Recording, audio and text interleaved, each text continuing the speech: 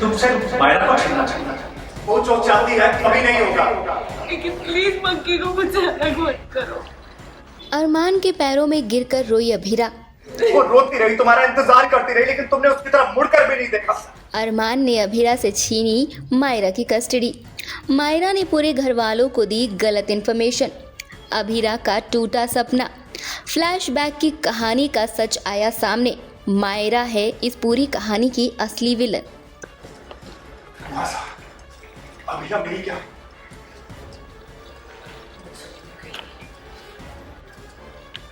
जरूर वो किसी परेशानी में है। मैं अपनी पुरानी टीम को कांटेक्ट करके बात करता हूँ। हेलो इंस्पेक्टर, मैं मन क्या कर रहा है? अरे हमें पुलिस को इन्फॉर्म करना होगा। अभीरा किसी प्रॉब्लम में है। वो बिल्कुल ठीक है पापा।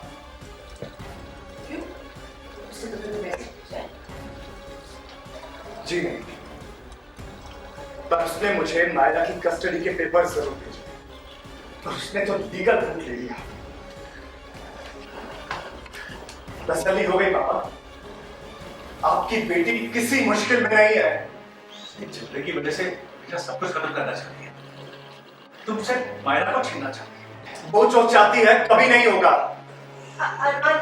अरमान, मुझे लगता है कि ये ना कुछ गलत फहमी हो रही है। तुझे और क्यूटी को ना एक बार एक दूसरे के सामने बैठ के बात करनी चाहिए। बात करने का वक्त निकल गया, बदले की बारी है।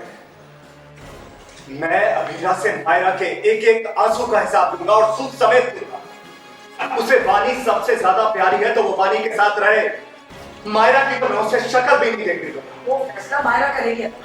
वो डिसाइड करेगी कि उसे किसकी साथ, तुम्हारे साथ या लड़की के साथ। मुझे बिल्ली पापा के साथ रहना है। पापा के पास जा, हाथ पकड़ पापा।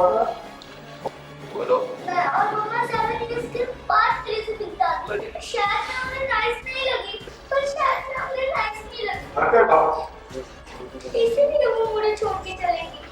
कोई बात नहीं, अब मुझे भी मम्मा से नहीं मिलना है। अरमान मायरा बच्ची है, इसलिए आपस को, लेकिन तुम तो समझदारी से काम। एक पति होने के नाते तो कम से कम पति होने के नाते अभीरा के लिए मेरा कोई फर्ज नहीं बनता दादी साहब, क्योंकि मैं उसका पति था। अब मैं सिर्फ मायरा का पिता हूं और पिता होने के नाते मेरा ये फर्ज बनता है कि अगर मेरी बच्ची उससे नहीं मिलना चाहती तो मैं उसे इसकी जिंदगी से काट के फेंक दूं।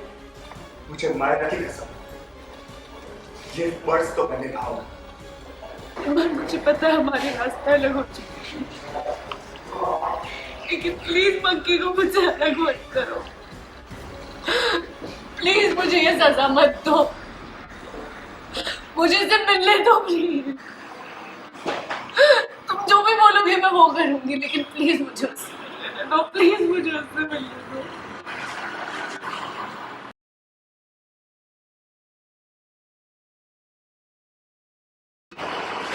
मैं तुम्हारे सामने हाथ जोड़ती हूँ, भीख मांगती हूँ, प्लीज प्लीज मुझे मायरा से मिलने दो।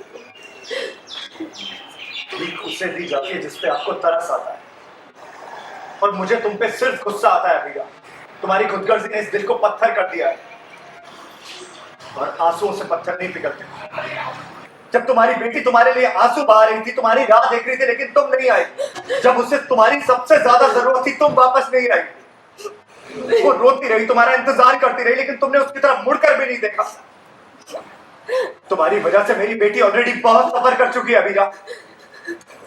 अब मैं उसकी आंखों में आंसू तक नहीं देख सकता, इसलिए आज तुम जितना चाहे उतना गिड़गिड़ालो, रो लो, लेकिन मैं तुम्हें अपनी बेटी से नहीं मिलने दूंगा, क्योंकि इस 1 साल में उसने तुम्हारा नाम तक सुनने से मना कर दिया है अभीरा। कोई तुम्हारे नाम का जिक्र भी करता है ना तो वो वहां से चिल्लाकर भाग जाती है कि उसे उसकी मम्मा की शक्ल नहीं देखनी है। ये हाल हो गया है उसका। जब तुम्हें उसके पास होना था तब तो तुम उसके पास थी नहीं। अब मैं तुम्हें अपनी बेटी के पास नहीं आने दूंगा। बाहर में क्या तुम्हारा रिस्ट्रेनिंग ऑर्डर? मैं भी देखती हूँ कि कागज का टुकड़ा मुझे मेरी बच्ची से मिलने से कैसे रोकता है।